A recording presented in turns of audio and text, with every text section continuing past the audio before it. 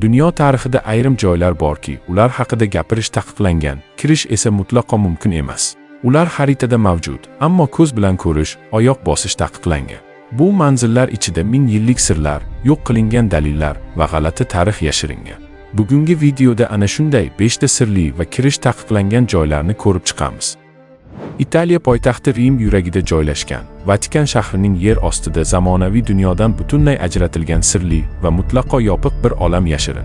Bu olam Vatikan maxfiy arxivlari, rasman esa Vatikan Apostol arxivi deb nomlanadi. Arxiv Rim katolik cherkovining asrlar davomida to'plagan, sinchkovlik bilan saqlagan eng muhim yozma merosi hisoblanadi. U 85 kilometrdan ortiq tunnellarni o'z ichiga oladi. Ularning har birida hujjatlar, qo'lyozmalar, shaxsiy maktublar va cherkov tarixini belgilagan minglab dalillar mavjud. Arxivda saqlanayotgan materiallar soni haqida aniq ma'lumot yo'q, ammo u yerda Galiley ustidan ochilgan inkvizitsiya sudining hujjatlari, Napoleon Bonapartening papa bilan yozishmalari, Yevropa qirollari o'rtasida tuzilgan sirli kelishuvlar va cherkovga dushman deb topilgan harakatlarga oid maxfiy bayonotlar borligi aniqlangan. Har bir hujjat o'tmishdagi siyosat, mafkura va kuch to'qnashuvlarining yozma isboti. Ba'zi manbalar bu arxivlarda yo'q qilingan ilmiy ishlanmalar, yashirin ekspeditsiyalar natijalari va kuchli davlatlarning qorong'u kelishuvlari haqida materiallar borligini ta'kidlaydi. Ayrim yozuvlar shunchalik qadimiyki, ularni o'qish uchun alohida shifrlash tizimlari va ko'hna tillarni bilish talab etiladi. U yerda saqlanayotgan ayrim faktlar yuzaga chiqsa, tarixiy haqiqatlar keskin o'zgarib ketishi mumkin. Arxiv ochiq emas, oddiy odamlar u yerga kira olmaydi. Kirish uchun dunyo miqyosida tan olingan tadqiqotchi bo'lish, aniqlangan mavzu bo'yicha ilmiy ariza topshirish va ruxsatnoma kutish kerak. Har bir sahifa, har bir qadam, har bir daqiqa qat'iy nazorat ostida. Kirish bor, ammo ko'rganlar haqida tashqarida gapirish deyarli imkonsiz. Bu arxiv tarixni yoritmaydi, u uni shakllantiradi. Vatikan nimani ochishni xohlasa, tarix shuni biladi. Qolgan hammasi esa qorong'ulikda qolaveradi. Har qanday hujjat ochilishi butun dunyoqarashni o'zgartirishi mumkin bo'lgan sirga aylangan. Shu sababli Vatikan hanuzgacha sukut saqlashni tanlaydi. Misr vodiysida, Nil daryosining toshli chekkasida qumga botgan ulkan jonzot yotibdi. Bu albatta mashhur buyuk Sfinks. Uning tanasi asrlar davomida qum bilan qoplangan, boshi esa shamol va vaqt bilan yemirilgan. Ammo eng qiziq narsa uning ko'rinmaydigan qismida yashiringan. Aynan uning oyoqlari ostida, chuqur qum tagida ochilmagan bir xona mavjud. 1970-yillardan boshlab bir nechta geofizik tadqiqotlar, radar skanerlari va yerosti tebranish tahlillari Sfinks ostida g'alati, inson tomonidan qurilgan bo'lishi mumkin bo'lgan bo'shliqni aniqlagan. Bu xona to'g'risidagi ilk xabarlar rasmiy doiralarda tan olinmagan bo'lsa-da, u haqida o'z vaqtida NASA olimlari ham bayonot bergan. Keyinroq mustaqil ekspeditsiyalar ham u yerda geometrik jihatdan mukammal to'rtburchak shaklidagi bo'shliqni aniqlaydi. U qum ostida yotibdi, ammo ochilmagan va ochilishiga ruxsat ham berilmagan. Misr hukumati ayniqsa Sfinks va uning atrofida qazish ishlari bo'yicha nihoyatda ehtiyotkor. Rasman, bu arxeologik yodgorlikning barqarorligini saqlash uchun qilingan choralar deb aytiladi. Ammo bir qancha mustaqil olimlar bu xavfsizlik ortida sirlarni yashirish harakati borligini ilgari surishadi. Chunki bu xona oddiy inshoot emasligi, u yerda qadimiy sivilizatsiyalar haqida yangi ma'lumotlar, noma'lum yozuvlar yoki tarixni boshqacha yo'nalishga olib boruvchi artefaktlar bo'lishi mumkinligi istisno emas. Ba'zilar bu bo'shliqni bilimlar zali deb atashgan. G'oya shundan iboratki, bu xona insoniyat tarixi boshlangan ilk sivilizatsiyalarning xotirasini, qadimiy ilm-fanning ildizlarini va ehtimol qadimgi yer yuzida yashab, yo'q bo'lib ketgan madaniyatlarning sirli izlarini o'zida mujassam etgan. Agar bu xonada topiladigan hujjatlar va buyumlar ochilsa, zamonaviy tarixni yozishga to'g'ri keladi deb ta'kidlaydi ayrim tadqiqotchilar. Ammo hanuzgacha hech kim u yerga kira olmagan. Yoki kirgan bo'lsa ham, bu haqda ochiqchasiga hech narsa aytilmagan. Polshaning janubiy hududida, quyuq o'rmonlar va toshli tepaliklar bilan qoplangan O'l tog'lari bag'rida, natsistlar tomonidan urush oxirlarida qurilgan g'ayrioddiy yerosti inshootlari tizimi mavjud.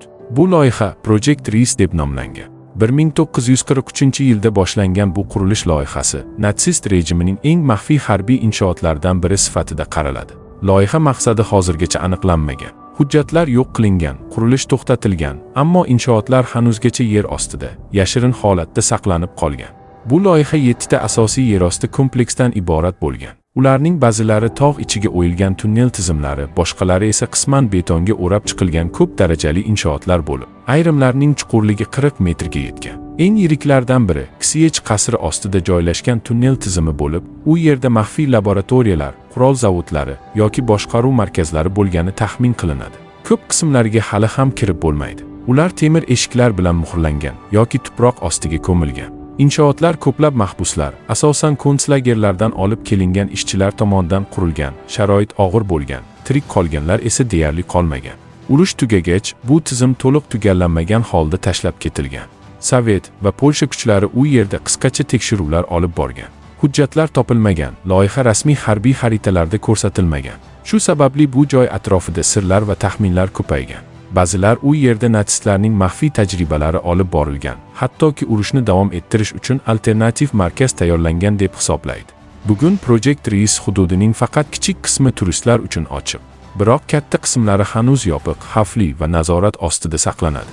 Ba'zi tunnel kirishlari ataylab qulatilgan, boshqalari esa muhrlangan. Tashrif buyurgan izlovchilar ichkarida noma'lum metall to'siqlar, faolligi pasaygan radioaktiv zonalar, qolib ketgan qurilish materiallari va hatto parchalangan arxiv hujjatlarini ko'rganliklarini bildirgan. Ammo bu guvohliklar rasmiy tasdiqqa ega emas. Buyuk Xitoy devori insoniyat tarixidagi eng ulkan me'moriy inshootlardan biridir. U minglab kilometrga cho'zilgan, yuzlab yillik urinishlar, janglar va imperiyalar o'rtasidagi qarshiliklarni o'zida mujassam etgan. Ammo bu devor faqat tashqi ko'rinish bilan cheklanmaydi. Uning ichki tuzilmasi, unutib yuborilgan qismlari va kirish taqiqlangan hududlari hozirgacha to'liq o'rganilmagan. Har doim ochiq bo'lib ko'ringan bu yodgorlik aslida o'z ichida ko'plab yopiq va yashirin segmentlarga ega. Devor bo'ylab ko'plab kuzatuv minoralari joylashgan, ammo ularning ba'zilari hozirgacha ochilmagan. Ba'zilariga yetib borish ham mumkin emas. Ular baland, qulab tushgan zinapoyalar, berkitilgan kirishlar bilan o'ralgan. Ichida nima borligi esa noma'lum.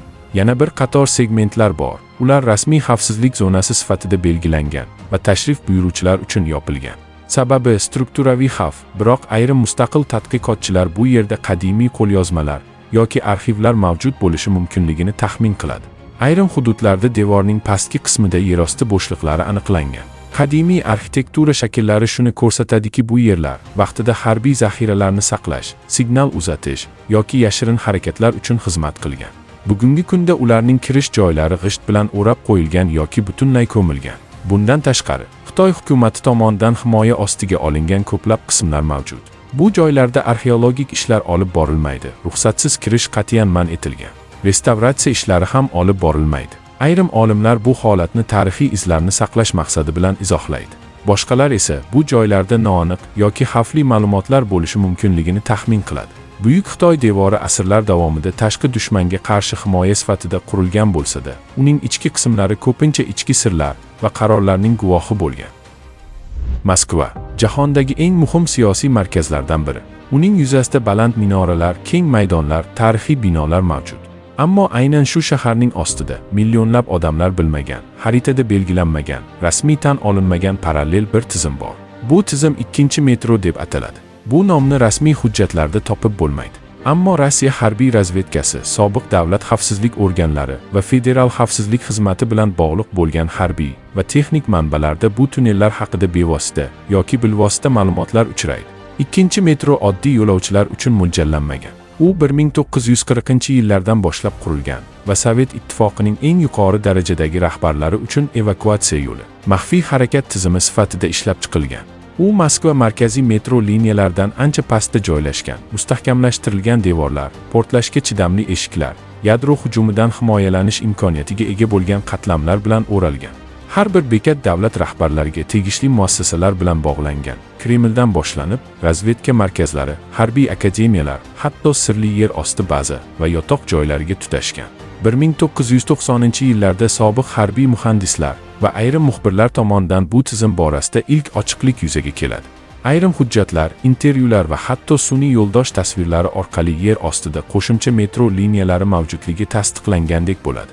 Ayrim mustaqil tadqiqotchilar bu yerda oddiy metro emas, balki butun boshli yashirin shahar joylashgan bo'lishi mumkinligini aytishadi. U yerda doimiy harakatdagi harbiy kuchlar, aloqa markazlari va yadro inshootlarini boshqaruvchi punktlar bo'lishi mumkin. Ikkinchi metro nafaqat transport tizimi, balki sovuq urush davridagi fikrlash tarzining yodgorligi hisoblanadi. Tizimning mavjudligini isbotlash oson emas, ammo Moskva metrosining ayrim bekatlarida bir necha darajadagi platformalar, foydalanilmayotgan eshiklar va sirli yo'laklar bunga ishora qiladi.